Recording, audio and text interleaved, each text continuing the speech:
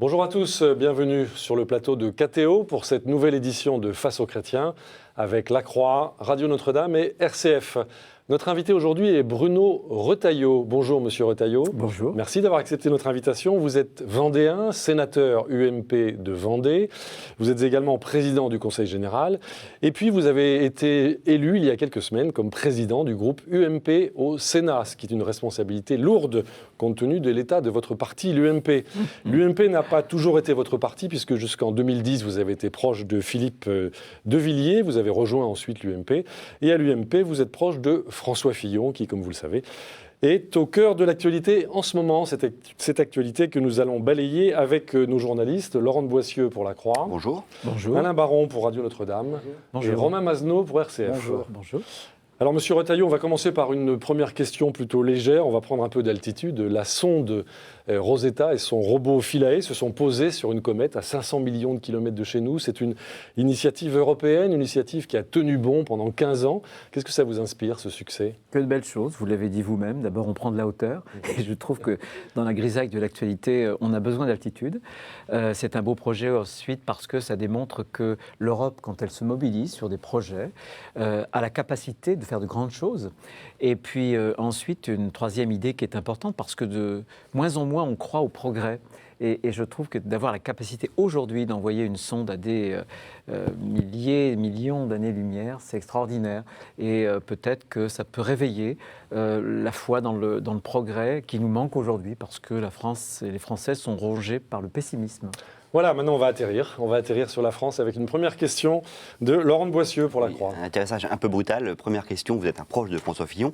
François Fillon est accusé d'avoir éventuellement fait pression auprès du secrétaire général de l'Élysée, Jean-Pierre Jouyet, pour que les affaires s'accélèrent autour de Nicolas Sarkozy.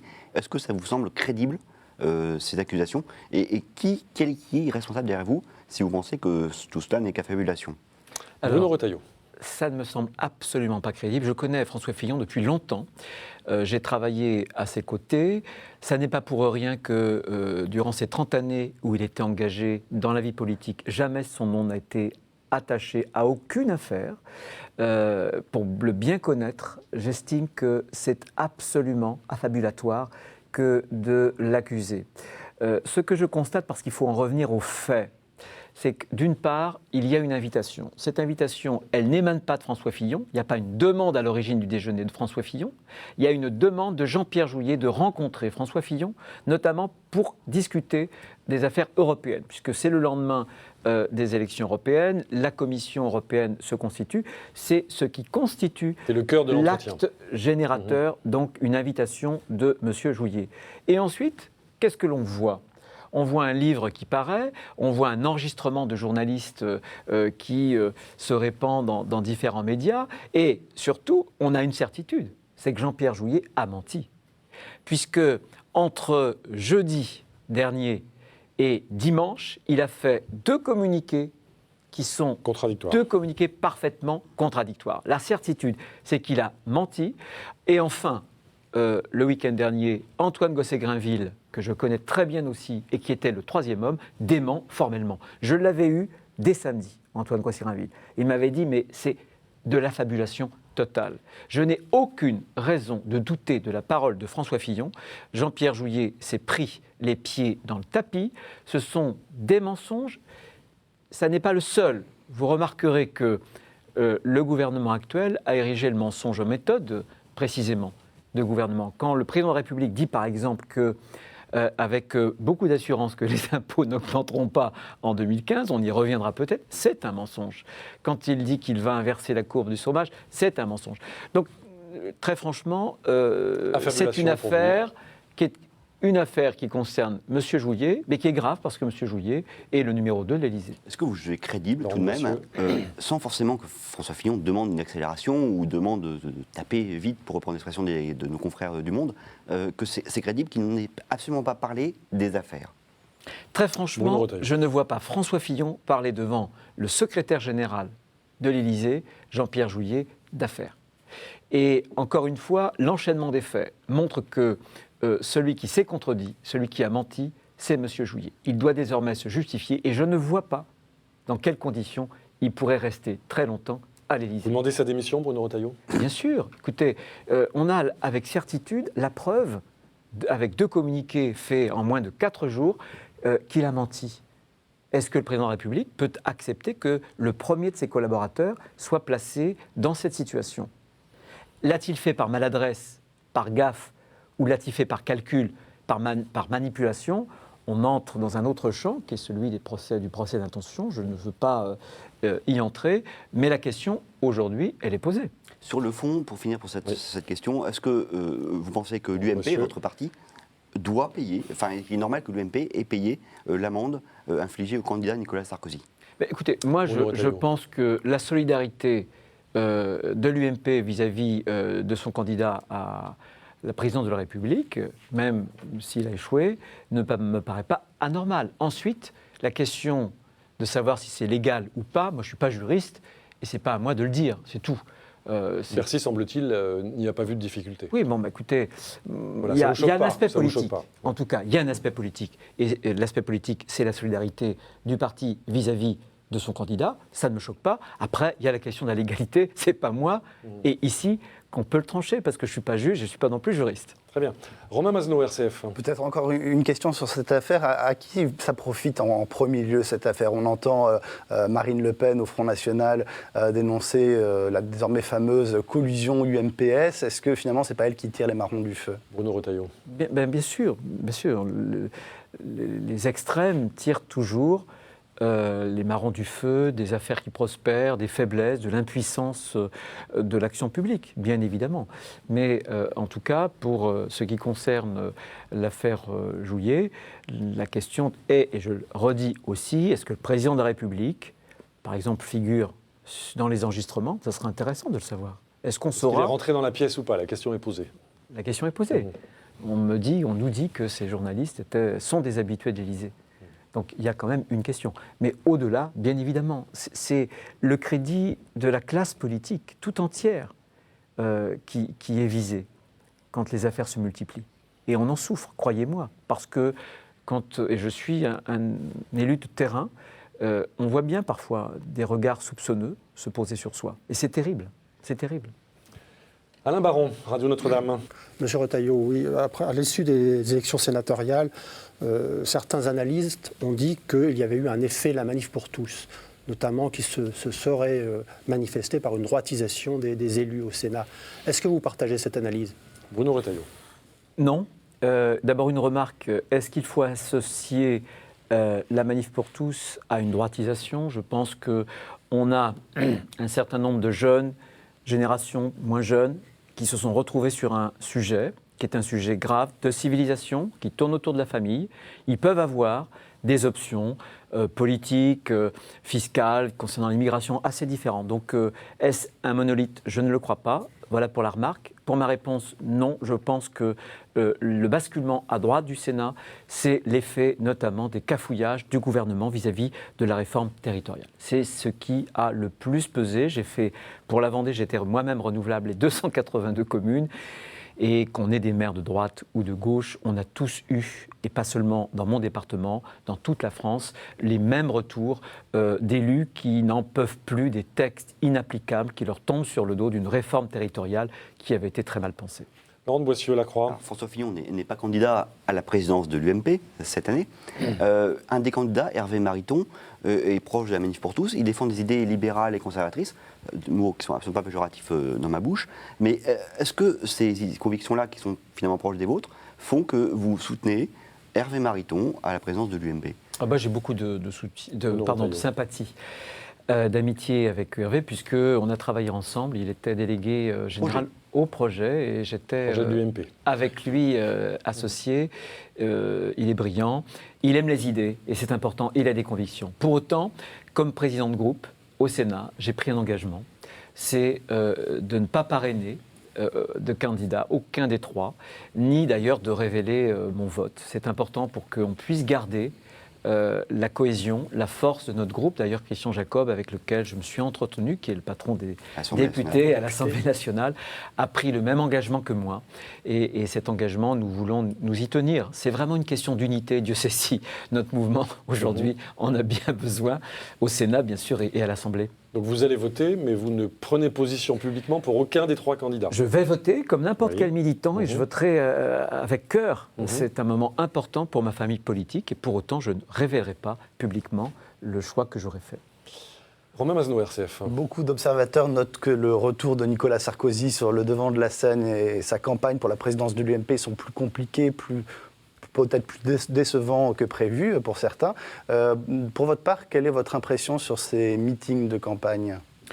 Moi, je l'ai toujours dit, donc je le dis avec une grande sérénité. Je ne pensais pas que ce soit pour lui le meilleur point d'atterrissage et le meilleur moment. Pourquoi ? De passer par le parti. De passer par le parti. Tout simplement parce qu'il est ancien président de la République et que passer par le parti, ça l'oblige à s'exprimer et à s'adresser aux adhérents plutôt qu'aux Français.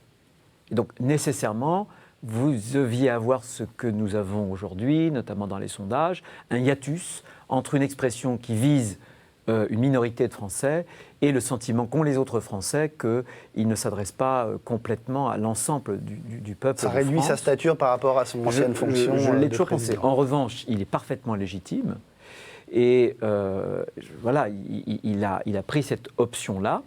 On sait que ça n'est pas une option, ça n'est pas la phase terminale, le point d'arrivée, qu'il y aura d'autres étapes ensuite. Il est légitime, donc ça n'est pas ce que je conteste. Mais c'est vrai que le pari était risqué et les formes en plus, en termes de communication qu'il a adoptées au départ, avec des milliers de personnes, avec questions-réponses, c'est compliqué, hein, dans une grande salle, d'adopter cette forme d'échange entre le public et puis entre la salle et puis la scène. Et sur le fond, certains notent qu'il n'a pas beaucoup renouvelé non plus ses thèmes de campagne par rapport à 2012. C'est quelque chose qui vous gêne, vous ? Non, parce qu'il a fait un certain nombre d'annonces. On ne lui demande pas, écoutez, on lui demande pas un projet. On ne peut pas demander tout et son contraire. S'il était venu avec un projet clé en main, on lui aurait fait le reproche de refuser la discussion, le débat, la participation des militants. Là, il vient avec des convictions, il les exprime, mais le projet devra être construit dans un autre temps. Alain Baron, Radio Notre-Dame. Oui, ce n'est pas en Vendée que le Front National fait les meilleurs scores, mais il n'empêche qu'à chaque élection, on voit ce parti progresser. Qu'est-ce que vous dites, vous, à certains de vos électeurs qui seraient tentés de voter Front National ? Je pense que le Front National peut répondre à des questions que beaucoup de Français se posent, à des bonnes questions, comme avait dit un jour, je crois, Laurent Fabius, mais qu'il y répond avec de mauvaises solutions. Vous savez, en termes économiques, le programme de Marine Le Pen, c'est à peu de choses près le programme de l'extrême gauche, le programme de M. Mélenchon. Si demain ce programme était appliqué en France, ceux qui en pâtiraient ne sont pas les classes aisées, ce sont les plus fragiles, ce sont les ouvriers, ce sont ceux qui sont sans emploi. La sortie de l'euro, la sortie de l'Europe ? Bien sûr, une sorte de démagogie en matière de SMIC et autres, dont on sait que ça conduira la France à l'appauvrissement. Et donc les Français au déclassement social. Voilà ce que je leur dis. Mais la prospérité, en tout cas apparente, du Front National nous renvoie à nos propres insuffisances. Et c'est une forme de thermomètre, voilà, de baromètre de l'état des partis de gouvernement et notamment de l'opposition, de l'UMP, qui s'est trop déchirée dans des querelles et qui doit en sortir. Et c'est ce que j'attends, moi, de l'élection à la tête de l'UMP du 29 novembre prochain pour reconstruire un mouvement. Mais je suis sûr que les Français attendent de nous une nouvelle espérance, qu'on peut leur donner et que rien n'est joué, au contraire. Une dernière question de Laurent de Boissieu, La Croix. Jusqu'en 2010, vous étiez pourtant membre du mouvement pour la France de Philippe de Villiers, qui sur l'Europe prône globalement la même chose que Marine Le Pen. Donc aujourd'hui, vous considérez que c'est... Alors, moi, j'ai la séparation avec Philippe de Villiers. Il y a plusieurs raisons, mais une des raisons, notamment sur le plan politique, c'est qu'il y a eu une radicalisation dans les années 2000 avec une stratégie de substitution au Front National que je ne pouvais pas suivre. Bien. Mais non, et je reste profondément souverainiste. C'est-à-dire que je pense que l'Europe doit aider les États-nations à être plus forts plutôt qu'à les dissoudre dans le grand bain de la mondialisation. Voilà. Je pense que ceux qui doivent diriger l'Europe, ce sont ceux qui ont été élus et non pas ceux qui ont été nommés. La crise a été un révélateur. C'est éclatant. Les peuples, quand tout va mal, ne se tourne pas vers les commissaires européens, il se tourne vers les élus qui ont été légitimement désignés par le peuple. Voilà. Et donc, cette idée d'une Europe qui soit plutôt confédérale que fédéraliste, je la porte toujours. Et on le voit bien. Souverainiste et européen. Oui, mais parce qu'il n'y a pas une seule façon de faire l'Europe. Certains ont voulu tuer le débat autour de l'Europe en faisant une sorte de nouvelle religion, et avec des dogmes qui devaient être indiscutables. Mais quand même, quand je vois l'Europe qui nous dit combien de mètres carrés il faut que les poules pondeuses occupent, qui interdit à des apprentis de monter des escabeaux de plus de tant de marches. Ça vous agace. Je me dis que l'Europe n'est pas faite pour ça. On n'a pas fait l'Europe pour ça. On l'a fait pour envoyer des sondes, c'est vrai, dans l'espace. On l'a fait pour Ariane Space. On doit la faire aussi pour le numérique. Je suis un des spécialistes. Ariane, Airbus n'est pas du tout l'Union européenne, c'est des coopérations interétatiques. Oui, donc c'est l'inverse de la oui. logique de l'Union européenne. Non, pas du tout, pas du tout. C'est justement la capacité de créer avec des géométries variables, parce que tout le monde ne peut pas marcher au même pas. C'est pareil pour l'euro. Tout le monde ne peut pas marcher sur des grands projets industriels, ou même pas. Mais peu importe, faisons entre nous des coopérations pour pouvoir conquérir de nouvelles frontières. Le numérique, c'est important aussi, j'en suis un des spécialistes. C'est la modernité. Il y a tant de choses à faire, notamment sur les droits. Voilà, parce qu'on est fliqué de partout aujourd'hui. Par les grandes sociétés multinationales américaines. Il y a des choses, il faut que ce soit l'Europe. Ce n'est pas la France qui peut, seule, dans ses frontières, en parler. L'énergie, c'est pareil. Ce sont des grands sujets dont l'Europe doit se saisir, plutôt que de se perdre dans des détails et dans des espèces de bureaucratie qu'on déteste. On n'a pas fait, encore une fois, l'Europe pour ça. L'Europe vaut mieux que cela. Très bien, nous allons revenir évidemment sur tous ces grands sujets. Nous allons marquer une première pause dans cette édition de Face aux chrétiens. Je vous rappelle que notre invité est Bruno Retailleau, qui nous vient de Vendée, sénateur UMP de Vendée, président du Conseil général et également président du groupe UMP au Sénat. Je vous dis à tout de suite.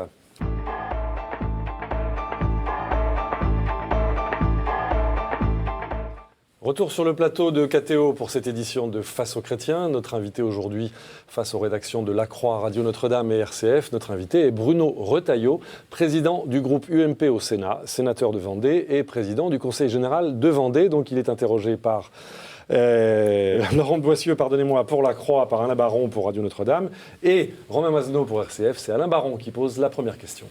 Oui, vous êtes donc le patron des sénateurs UMP, qui est le groupe le plus important de ce Sénat de droite.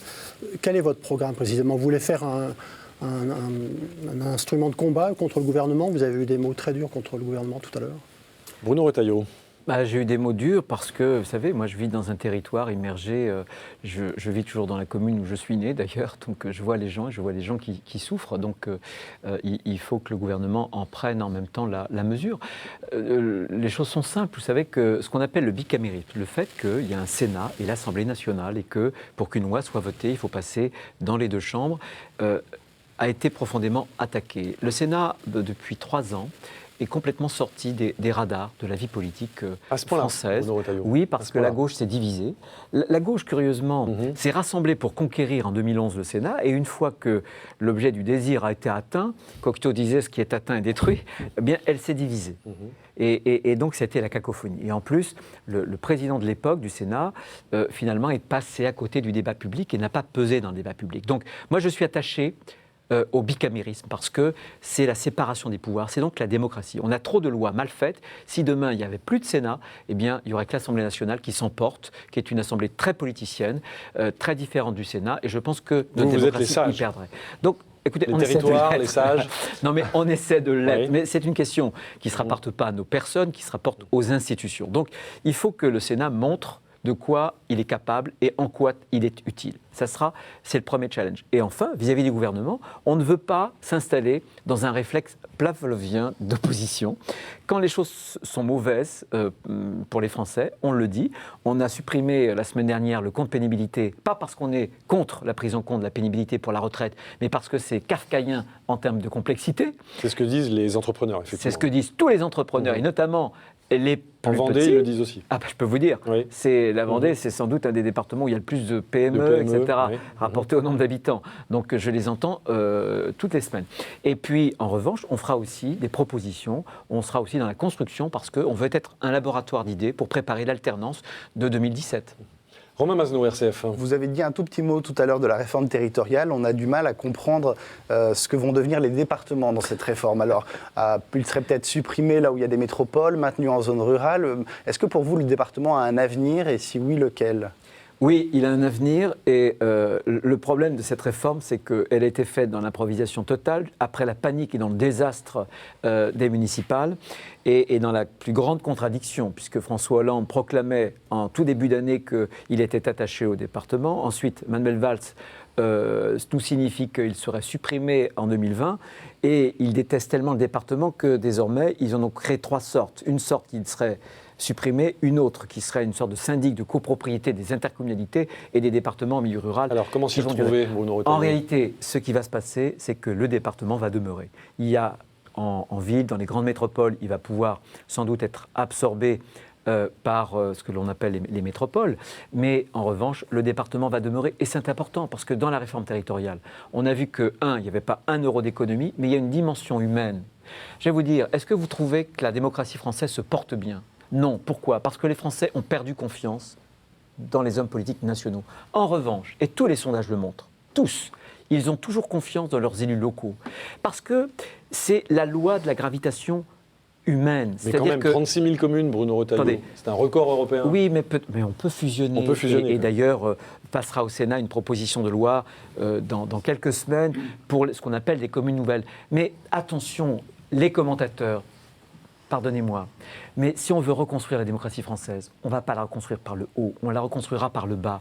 Et les maires, moi j'ai vu des maires qui sont des bénévoles, qui ont des terrains de camping, ils sont des petites communes, c'est eux qui accueillent ceux qui y viennent, etc. C'est une énergie consacrée aux autres et les Français leur font confiance. Si on détruit cette proximité, si on éloigne la décision en faisant remonter chaque décision d'un cran, d'un étage plus haut, vous verrez immanquablement cette méfiance se propager et la démocratie aller encore plus mal. Est-ce que vous êtes favorable au droit d'option pour les départements, c'est-à-dire la possibilité, par exemple chez vous, la Loire-Atlantique qui pourrait rejoindre la Bretagne ? Écoutez, nous, c'est ce que le Sénat d'ailleurs a inscrit. On s'est dit, voilà, on veut pouvoir donner la possibilité à des départements d'avoir un droit d'option, parce que cette carte a été faite sur un coin de table, par Paris, et donc il faudra des ajustements. Donc la souplesse, moi je ne suis pas pour le statu quo. Je pense qu'on peut simplifier le paysage français. Des grandes régions, des départements notamment en milieu rural, des communes qui peuvent se regrouper, voilà la bonne solution. C'est comme ça qu'on fera un certain nombre de simplifications. Laurent de Boissieu-Lacroix. On a vu que, notamment, vous avez le Sénat modifié plusieurs fois la carte du redécoupage régional, que l'Assemblée a rétabli. Mais sur le fond de la réforme, on a l'impression que la droite est encore divisée sur cette question de quelle alternative à ce que fait la gauche. Et finalement, on n'a pas l'impression que l'UMP soit prêt aujourd'hui à gouverner si vous preniez demain le pouvoir, parce qu'on ne sait pas ce que vous proposeriez en alternative. Au pouvoir, la véritable alternative, c'est ce qu'on a appelé le conseiller territorial, c'est-à-dire faire en sorte que les conseillers départementaux soient en même temps conseillers régionaux. Sauf que vous n'aviez pas, à l'époque, vous avez fusionné les élus sans fusionner les collectivités. Mais ça permettait d'avoir une bonne articulation et c'était finalement une sorte de fusion des départements et des régions. Voilà, le projet alternatif, il est celui-ci. Là, on était en deuxième lecture, il fallait repartir du texte du gouvernement, eh bien nous l'avons clarifié. Des grandes régions qui doivent être agiles, qui doivent se concentrer non pas sur des compétences du quotidien, mais sur des compétences stratégiques, des départements qui vont assumer le RSA, c'est-à-dire la solidarité sociale, la solidarité territoriale en milieu rural, et puis la commune et l'intercommunalité chargées du quotidien. C'est clair, voilà, et on a éclairci, je pense, la copie du gouvernement qui était particulièrement confuse. Alain Baron, Radio Notre-Dame. Vous avez dit tout à l'heure que le gouvernement avait menti ou allait mentir sur les impôts. Oui, et bien sûr. Qu'est-ce qui vous permet de dire ça ? Bruno Retailleau. La déclaration de Christian Eckert, il y a quelques heures au Sénat, qui a été contredit d'ailleurs tout de suite par le porte-parole du gouvernement. Voilà. Mais je peux vous annoncer qu'apparemment, on va avoir une taxe sur les week-ends, sur les résidences secondaires. On va avoir le relèvement. Dans certains secteurs, on va avoir pour tous les Français un relèvement de la redevance, du prix de l'électricité, du prix du gaz, etc., etc. La gauche, c'est l'incontinence fiscale. C'est une imagination fiscale sans limite. C'est extraordinaire. Si ces gens-là consacraient l'imagination qu'ils ont en matière de création de taxes nouvelles, à des solutions contre le chômage, je peux vous dire que la France irait mieux. Mais les finances locales, Bruno Retailleau, vous, la taxe d'habitation, la taxe foncière chez vous en Vendée, vous ne l'avez pas augmentée? Vous n'allez pas l'augmenter? Je vais vous dire, les collectivités territoriales, d'ailleurs dans le rapport de la Cour des comptes qui est paru, mon département est un des rares qui sont cités pour avoir su maîtriser les dépenses de fonctionnement et notamment la masse salariale. Le problème, c'est que le gouvernement fait tout et son contraire. Il nous astreint un régime sec, moins 11 milliards sur 3 ans. C'est énorme. Donc c'est la dotation de l'État aux collectivités locales qui va diminuer. Mais en même temps, nous, on veut bien, on dit, OK, on peut faire des économies. Et moi, j'en fais par dizaines de millions d'euros depuis quelques années que je suis à la tête du département de la Vendée. Mais ce qu'on dit à l'État, vous ne pouvez pas à la fois nous demander des économies et en même temps nous mettre des charges sur le dos. Les rythmes scolaires, qui les paie? Les communes. Pour le transport scolaire, le département. C'est kafkaïen. On dit, très bien, on va faire des économies, mais arrêtez l'État de nous mettre sur le dos de nouvelles charges. C'est clair, c'est net, c'est assez simple. Je pense que tous les concitoyens peuvent le comprendre. Romain Masneau, RCF. Vous avez suivi, j'imagine, la prestation télévisée de François Hollande la semaine dernière. Est-ce que si vous deviez retenir un seul point positif, ce serait quoi? Bruno Retailleau. Faites un effort, Bruno Retailleau. Trouvez un point positif au président. C'est la journée de la gentillesse. C'est la journée de la bienveillance. Je lui donne à ce moment-là le bénéfice du doute. Mais le doute, j'en ai peu malheureusement. Je pense qu'on est à mi-mandat et je pense qu'il a échoué. Et d'ailleurs, il avait eu une phrase, à peine avait-il été élu, ou juste avant d'être élu, il avait dit « Un quinquennat se juge à ses débuts et se sanctionne à la fin ». Mais par exemple, sur un point précis, quand il dit qu'il veut rétablir l'allocation équivalent retraite qui avait été supprimée par la droite en 2011, donc je rappelle, c'est un revenu qui doit aller aux chômeurs seniors qui ont épuisé leur droit au chômage mais qui n'ont pas encore atteint l'âge de la retraite. Est-ce que c'est une bonne mesure? Écoutez, ce sont des coups, c'est des effets d'annonce. Quand en même temps, on s'apprête dans le PLFSS et dans différentes dispositions à relever pour les retraités, un certain nombre de retraités, la CSG, quand on va supprimer aux familles 800 millions d'euros, après avoir relevé à 2 reprises le quotient familial, vous avez un double discours. Une question de crédibilité. Je n'en reviens pas, notamment sur la politique familiale, qui est un des socles d'ailleurs républicains en France. Je n'en reviens pas, l'obsession anti-famille de ce gouvernement. C'est assez surprenant et je ne me l'explique pas d'ailleurs. Laurent de Boissieu-Lacroix. On reviendra sur la politique familiale un peu plus loin, mais il y a eu un drame qui est le mort d'un jeune manifestant qui manifestait contre la construction d'un barrage. Est-ce que, selon vous, la façon dont le ministère de l'Intérieur a géré cette affaire peut engager sa responsabilité politique? Bruno Retailleau. Vous savez, je suis très très prudent parce que dès lors qu'il y a eu la mort d'un jeune, quel que soit d'ailleurs l'âge d'un être humain qui perd la vie dans des circonstances aussi troublantes, je pense que ça impose énormément de retenue. Et c'est d'abord une tragédie, c'est d'abord un drame et il faut avoir une pensée notamment pour l'entourage, les amis, la famille. Et donc moi je ne veux pas utiliser à des fins d'instrumentalisation politique ce genre de drame. Et je pense qu'un certain nombre d'hommes, de femmes politiques qui ont instrumentalisé ce drame ont manqué à la dignité. Voilà. En revanche, ce que je peux dire, c'est que je vois bien, moi, on le voit notamment à Nantes, on le voit avec Notre-Dame-des-Landes, ces zones à défendre, ces ZAD, sont devenues de véritables bases arrières pour une nouvelle guérilla urbaine, avec beaucoup de violence. Et la violence policière, elle est injustement dénoncée. La violence, elle vient d'abord de ces manifestants venus de l'ultra-gauche. Et j'attends d'ailleurs de ceux qui sont si prompts à dénoncer les policiers, les forces de l'ordre, le ministre de l'Intérieur, j'attends de ces gens-là qu'ils aient encore plus de fermeté pour dénoncer et pour condamner avec la même véhémence et encore plus de véhémence ceux qui sont à l'origine de ces violences. Une dernière question d'Alain Baron, Radio Notre-Dame. Un sujet plus léger. Parmi les réformes, on parle beaucoup du cumul des mandats. Vous-même, vous êtes un cumulard, entre guillemets. Alors, vous êtes jeune et dynamique, semble-t-il. Est-ce qu'on peut arriver à présider à la fois un département, qui est dynamique aussi économiquement, un groupe au Sénat, être sénateur, on peut arriver à tout faire? Bruno Retailleau, comment faites-vous pour tout faire? Moi, je suis favorable au cumul parce que je ne veux pas d'élus hors sol. Je pense que la politique, c'est du concret. Je pense que dès lors que, sans doute pour une fausse bonne raison, hein, le cumul, les Français pensent qu'on va cumuler toutes les indemnités, pensent que voilà, et donc ils sont très très réticents. Moi, je vais vous dire, il y a des classements qui sont établis, et dans mon département, je figurais, voilà, j'étais très très bien classé, alors que j'étais celui qui cumulait. Vous savez, le cumul, c'est dans la vie, dans les associations, on voit bien que c'est souvent sur les mêmes épaules que retombent les responsabilités, et ceux qui en font beaucoup, effectivement, souvent en font encore plus. J'ajoute que pour ce qui concerne le Sénat, l'article 24 de la Constitution française nous impose de représenter les collectivités. Alors comment faites-vous pour représenter les collectivités locales demain, les communes, les départements, les régions, si vous interdisez aux sénateurs d'être maires, etc. On ne leur interdit pas d'être avocats, on ne leur interdit pas d'être chef d'entreprise, d'être agriculteur.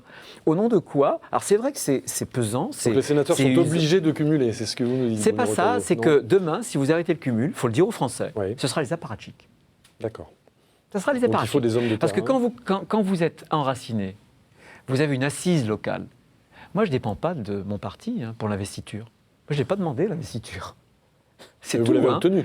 Je l'ai obtenu, bien sûr. Mais ça me donne beaucoup d'indépendance. Ça me donne beaucoup d'indépendance. Quand on ne sera plus du tout enraciné, on aura beaucoup plus de faiblesse. Ce sera l'investiture, l'étiquette politique seule qui comptera. Et vous verrez, ça sera le règne des apparatchiks. C'est une évidence. Ce sera une mauvaise chose pour la France. Et en tout cas, je pense qu'au Sénat, si on veut représenter les collectivités, il faut avoir les mains dans le cambouis. Désolé. Très bien, on a bien compris votre plaidoyer pour le cumul des mandats et pour la présence sur le terrain. Bruno Retailleau, vous êtes donc notre invité dans cette édition de Face aux chrétiens. Nous allons marquer une deuxième pause. Donc notre invité, je viens de vous le dire, Bruno Retailleau, qui préside le groupe UMP au Sénat. Vous restez avec nous. À tout de suite, merci.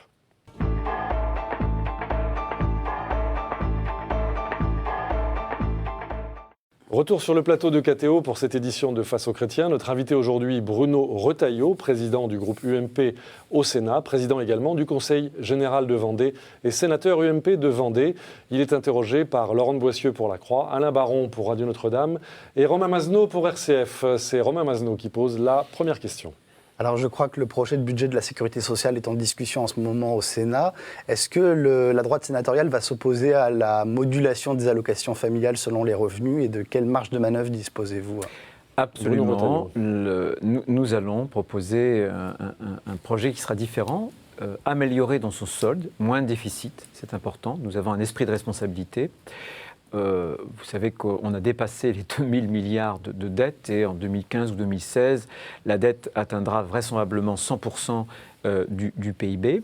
Donc il faut que le Sénat contribue à cet effort d'amélioration, mais surtout nous le faisons avec nos convictions. Nous avons dénoncé les attaques successives de la gauche contre la politique familiale et nous allons supprimer la modulation des allocations familiales parce que c'est une atteinte au principe d'universalité de la sécurité sociale. Vous savez que les Français ne le savent peut-être pas, mais la politique familiale, c'est ce qui, jusqu'à présent, avait fait un très large consensus. C'est le Front populaire, avant la guerre, qui va inventer les allocations familiales. C'est le général de Gaulle qui va inventer le quotient familial. Et quels que soient les gouvernements, cette politique familiale n'a jamais été remise en cause, sauf par la gauche d'aujourd'hui, qui est en train de la détricoter. Et regardez, de la CGT à d'autres, tous dénoncent le fait que ce soit une atteinte à l'universalité. Et voilà, l'universalité, c'est que si on atteint ce principe-là, demain, on demandera peut-être à ce que des remboursements de médicaments soient aussi soumis à un plafond de ressources. Mais après tout, pourquoi pas, Bruno Retailleau? Il y a des gens qui nous regardent, qui nous écoutent et qui nous lisent, qui peuvent s'interroger. Est-ce que finalement, ceux qui sont plus à l'aise ne peuvent-ils pas contribuer un peu plus? Je leur réponds, oui. Ceux qui sont plus à l'aise, ceux qui gagnent plus, contribuent plus, puisqu'ils paient des cotisations en rapport de proportionnalité avec le revenu. Voilà. Maintenant, il ne faut pas confondre deux choses. Il y a la politique fiscale qui doit redistribuer entre ceux qui gagnent plus, beaucoup, et ceux qui ont des besoins. Et puis la politique familiale. La politique familiale, c'est, vous prenez deux familles qui ont un revenu égal. Une famille a plusieurs enfants, l'autre famille n'a pas d'enfants. La famille qui a des enfants, elle va contribuer à la richesse de notre société, puisque, par exemple, pour les retraites, il faut avoir des enfants avec le régime par répartition. Et on sait que plus il y a d'enfants, plus on a une croissance potentielle, hein, avec notamment une démographie dynamique. Donc ça apporte à la richesse. Mais ils vont s'appauvrir par rapport à la famille qui n'a pas d'enfants. Et la politique familiale, ça vise justement à rétablir un peu les choses, c'est-à-dire que la perte de niveau de vie que la famille va avoir avec le même revenu, avec des enfants, on essaie d'équilibrer un peu, ça n'équilibre jamais totalement, mais c'est ça l'essence de la politique familiale. C'est compliqué à expliquer, j'espère qu'on m'aura compris. Si on vous a compris, Bruno. Mais voilà, il ne faut pas confondre deux choses. Si on veut faire de la redistribution, et Dieu sait si on en fait et de façon intempestive, c'est la politique fiscale. Une question d'Anna Baron, Radio Notre-Dame. Puisqu'on parle famille, il y a eu un vaste débat l'an dernier autour du mariage pour tous. Vous étiez un opposant à la loi Taubira. L'UMP semble divisée sur le sujet. Qu'est-ce qu'il faut faire si jamais la droite, l'UMP revient au pouvoir? Faut-il supprimer cette loi, la réécrire? Il faut la supprimer. Je rappelle juste pour l'actualité que Alain Juppé vient de prendre position en faveur de l'adoption au sein de couples homosexuels. Voilà. Votre position, Bruno Retailleau. Écoutez, on a passé des heures, moi au Sénat, d'autres à l'Assemblée, et on a eu au Sénat et à l'Assemblée 98% des sénateurs, des députés qui se sont opposés à cette loi. On a dénoncé cette loi sur un principe simple, c'est qu'il nous semblait que les enfants, pour pouvoir s'épanouir, avaient besoin de l'altérité d'une figure masculine et féminine. Voilà. C'est au nom du principe de l'intérêt supérieur des enfants que nous nous sommes opposés à cette loi. Alors pourquoi est-ce que désormais, après avoir combattu cette loi, on la trouverait subitement bonne? À chaque fois, c'est la même chose. La gauche détricote la droite et la droite n'aurait pas le droit de détricoter ce que la gauche a mal fait. Moi, je cherche encore dans la Constitution de la Ve République. Mais les personnes sont mariées. L'article qui nous dit qu'on n'a pas le droit, on ne démarrera pas, bien entendu. Okay. Il n'y aura pas d'effet rétroactif. Il ne peut pas y en avoir, d'ailleurs. Donc les choses doivent être claires. On n'est pas des fous furieux. Mais il y a l'intérêt de l'enfant. Et vous voyez, le plus grave, c'est que, et je l'avais dénoncé, je l'avais indiqué à Mme Taubira à l'époque, on voyait très très bien l'engrenage. L'engrenage, avec le mariage pour tous, va nous conduire déjà à la PMA et aussi à la GPA, quoi qu'en dise, avec beaucoup d'hypocrisie, le gouvernement. Le gouvernement qui tolère des sociétés américaines qui prospèrent, qui font des gros bénéfices et qui arrivent en France avec un catalogue de centaines et de centaines de femmes. C'est comme des bestiaux. Vous les choisissez pour pouvoir avoir vos enfants. Vous payez entre 70 000 et 100 000 $. Et elles viennent sur le sol de France en contradiction avec l'ordre public français. Que fait le gouvernement? Que fait Mme Taubira? Il n'y a pas eu une seule poursuite de ces sociétés américaines qui pratiquent un nouvel esclavage. C'est la marchandisation des corps. Eh bien, moi, je pense que la GPA, on est sur une ligne de fracture. On est sur une vraie frontière anthropologique qui sépare la civilisation de la barbarie. La GPA, pour moi, est absolument inadmissible. Ça conduira tout droit à exploiter des femmes pauvres au profit de couples riches. Une question de Laurent Boissieu-Lacroix. Est-ce que la droite ne porte pas une responsabilité? En 2007, on n'était pas encore à l'UMP, mais l'UMP avait dans son programme législatif une union civile homosexuelle, c'est-à-dire pas le mariage, les mêmes droits, sans l'adoption, signé en mairie. Est-ce que le fait de ne pas avoir fait finalement ce que l'UMP avait proposé, ça n'a pas conduit à ce que la gauche ouvre le mariage au couple homosexuel? Bruno Retailleau. La gauche est dans une concurrence de droit-créance. Et elle est dans une concurrence, non pas à l'égalité, mais à l'égalitarisme. Parce qu'un homme et une femme peuvent se marier, peuvent avoir des enfants, il faut que deux hommes, deux femmes, non seulement puissent se marier, mais puissent avoir des enfants. Après, vous avez la dérive, dans cette idée que la loi doit ratifier les désirs individuels. Moi, je suis profondément républicain. Et je pense que la loi doit ratifier ce qui est bon pour la République, la société. Voilà. Qu'il y ait des désirs, qu'il y ait un amour, c'est tout à fait respectable. Qu'on le consacre avec une union civile, ça ne me choque pas du tout. Qu'en matière de droit, de succession, il puisse y avoir une égalité, ça ne me choque pas non plus. Mais je pense que l'égalité doit s'arrêter là où commence l'intérêt de l'enfant, tout simplement. L'intérêt de l'enfant et demain, qui existe, n'est-il pas que la République dise, voilà, on reconnaît l'affiliation qui a été établie à l'étranger de ces enfants qui, de fait, dans leur vie, seront avec ces parents-là. Non, d'abord, ces enfants ne sont du pas... mode de conception. Non, ces enfants ne sont pas dans une zone de non-droit. Mais si demain, on ratifie, si demain, on légalise, si demain, on apporte, si j'ose dire, une régularisation à ces situations que des adultes ont créées sciemment, en toute illégalité, eh bien, quelque part, on normalise. quelque part, on justifie. C'est pour ça que je parle d'hypocrisie du gouvernement. Pourquoi ? Parce qu'il proteste de sa bonne foi en disant « je suis contre et nous n'autoriserons pas la GPA ». Mais sur le terrain, il fait tout pour la contourner, puisqu'il ne poursuit pas les sociétés américaines qui viennent vendre le ventre des femmes chez nous sur le sol français, et que d'autre part, il apporte une régularisation à ces situations qui ont été créées en parfaite infraction avec la loi de la République. Romain Masneau, RCF. Une autre question de société très délicate. Les députés Alain Claes et Jean Leonetti vont rendre bientôt les conclusions de leur mission sur la fin de vie. Est-ce que, pour vous, on a vraiment besoin d'une nouvelle loi après la loi Leonetti de 2005 ? Non, ça c'est terrible. C'est terrible. Je vais vous dire pourquoi.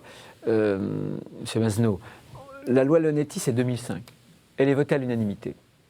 Enfin, dans un consensus exceptionnel. C'est quand même rare sur des questions qui touchent à l'intime. C'était le cas aussi pour l'écotaxe, il faut le rappeler. Oui, non, ne mettez pas l'écotaxe sur le même plan que la loi de Leonetti. C'est d'autres enjeux. Bon.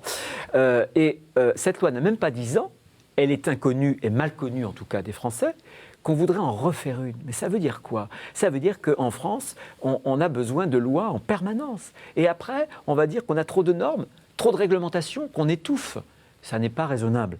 Je pense qu'il faut au contraire faire vivre la loi Leonetti, la faire mieux connaître et notamment déployer sur le territoire beaucoup plus d'unités de soins palliatifs. Moi, j'y travaille. C'est un bon exemple. Chez vous, en Vendée ? Absolument, parce que je me suis rendu compte, c'était une enquête de l'Observatoire national de la fin de vie, qu'une proportion importante des résidents dans les maisons de retraite mouraient dans les couloirs des hôpitaux. Et j'ai demandé qu'il y ait des statistiques dans les maisons de retraite en Vendée. Et on allait de 6% de résidents qui mouraient donc, à l'hôpital, donc très peu, jusqu'à plus de 60%. Je me suis dit, mais alors qu'est-ce qui se passe ? Il y a un problème d'accompagnement, il y a un problème à moyen constant, si j'ose dire. Et pas, y compris d'ailleurs en termes d'autonomie ou de degré de dépendance. Eh bien, on est en train de déployer un plan qui va permettre de former les médecins coordinateurs, les cadres de ces maisons de retraite pour avoir des projets. C'est comme ça qu'on arrivera à apporter justement au crépuscule de la vie de nos aînés du réconfort, par plus d'humanité. Pas par des lois, pas par d'autres lois. La loi Leonetti, elle est parfaite et elle permet de répondre. Si elle est appliquée, elle permet de répondre vraiment à toutes les situations. Alain Baron, RCF. Pardon. Oui, on parlait de Radio Notre-Dame. Radio Notre-Dame, pardonnez-moi. On parlait d'Europe tout à l'heure. Est-ce que vous pensez que l'Union européenne a une bonne réponse face au phénomène migratoire qu'on voit ? Il y a des drames humains tous les jours à nos portes. Est-ce que vous pensez que l'Union européenne est efficace pour gérer ces flux ? Alors, c'est une question importante, d'autant plus que la Cour du Luxembourg, la Cour de justice a rendu une décision importante qui a marqué médiatiquement, bon, juridiquement elle est sans doute beaucoup plus limitée dans sa portée, en indiquant qu'en matière d'immigration, le tourisme social, le choix du pays en fonction de sa prestation sans apporter sa contribution, pouvait être remis en cause par les États membres. Ce que je veux dire de façon la plus claire, c'est que Schengen est une passoire. Et qu'il faut réformer Schengen, notamment en demandant aux pays qui le composent d'avoir le même niveau d'exigence. Pourquoi ? Parce que Schengen, c'est un système où les frontières Schengen extérieures sont nos frontières. Donc une faiblesse à l'extérieur, eh bien après vous avez justement cet effet passoire. Donc ça, première chose, il faut réformer Schengen. Ensuite, deuxième chose, vous ne pouvez pas avoir de politique migratoire européenne si vous n'avez pas une harmonisation des politiques sociales, des politiques d'immigration. La France est un des pays les plus généreux en matière de droit d'asile, en matière de droits sociaux. L'AME, l'aide médicale d'État pour les clandestins, les irréguliers, a bondi de façon absolument spectaculaire. Il faut la supprimer pour vous, Bruno Retailleau ? En tout cas, nous allons proposer dans le PLF, dans le projet de loi de finances, un plafonnement. On est passé, écoutez, à un peu plus de 100 millions il y a une quinzaine d'années, aujourd'hui à 700 millions et plus encore. On sera beaucoup plus près du milliard, c'est le vrai chiffre. Ça n'est pas possible. Donc nous allons proposer... Pardon ? Plafonnement, c'est-à-dire ? Pour l'instant, on va proposer à en revenir aux chiffres de l'année, je crois, 2008. On va constituer au Sénat une mission, parce qu'on ne peut pas traiter évidemment cette question de façon urgente, mais ce que nous souhaitons, c'est revenir à ce que l'AME n'aurait jamais du cessez d'être, c'est-à-dire un panier de soins où, évidemment, on ne va pas laisser mourir sur le trottoir une personne humaine.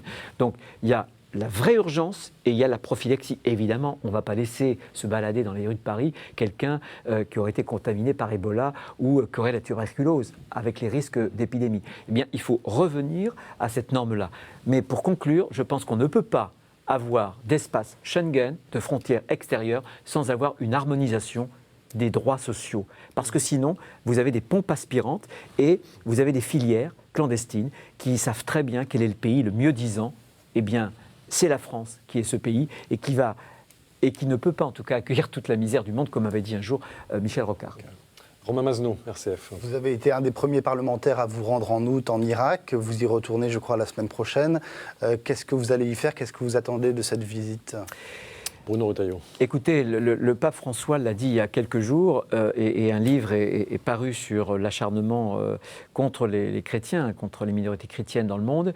Les chrétiens dans le monde, les minorités chrétiennes, n'ont jamais été autant, si j'ose dire, martyrisés, maltraités depuis le début du christianisme. Ça doit nous interroger. Mais il n'y a pas qu'eux qui sont maltraités.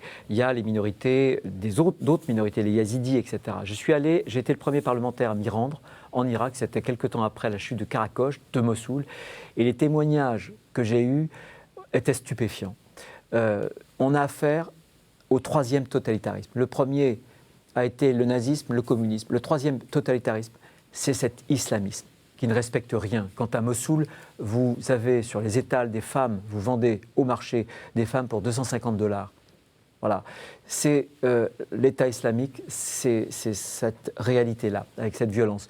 Donc je crois qu'il faut l'éradiquer, mais il faut aussi porter secours. Moi, j'avais constaté le grand dénuement des réfugiés qui s'entassaient, même pas sous des tentes, dans les églises, autour des églises. Et il faut saluer d'ailleurs les églises d'Irak qui ont été celles qui ont assisté, qui ont accueilli les réfugiés, quelle que soit d'ailleurs leur religion. Toutes les minorités, il suffisait de souffrir pour être accueillis. Et donc, la promesse que j'avais faite, c'était de revenir avec un certain nombre de choses essentielles pour affronter l'hiver. C'est ce que nous allons faire avec le ministère des Affaires étrangères, avec Ouest France, la semaine prochaine. Toute dernière question en un mot de Laurent Boissieu. Il faut l'éradiquer concrètement, s'il y a une intervention militaire de façon plus ferme, et voire que l'envoi de troupes. Concrètement, qu'est-ce que ça signifie, éradiquer? Moi, je soutiens la politique de la France actuellement, avec bien entendu frappe aérienne. On a aussi, on le sait très bien, des conseillers au sol. Je pense que l'État islamique est une menace pour le monde entier, est une menace pour la France, très directement. Si on ne l'éradique pas, vous verrez que très prochainement, il déclenchera des abominations, y compris sur le territoire français. Eh bien, exactement comme le communisme, exactement comme le nazisme, toute faiblesse, c'est la voie ouverte à de plus grandes violences, à de plus grandes brutalités. Sur ce point précis, la loi antiterroriste de Bernard Cazeneuve, vous la soutenez également? Oui, je l'ai soutenue, bon, mais c'est une goutte d'eau. C'est pas suffisant. Non. Très bien, merci à vous Bruno Retailleau. Vous étiez notre invité dans cette édition de Face aux chrétiens. Je rappelle que vous êtes sénateur UMP de Vendée, vous présidez le groupe UMP au Sénat et vous êtes également, puisque vous nous l'avez expliqué, cumulard, vous présidez le Conseil général de Vendée. Notre invité la semaine prochaine sera Nicolas Dupont-Aignan, président du mouvement Debout la France. D'ici là, évidemment, vous pouvez retrouver notre émission sur les sites internet des partenaires, sites de KTO, La Croix, Radio Notre-Dame et RCF. Nous vous remercions tous de votre fidélité et nous vous disons à la semaine prochaine. Merci à vous tous.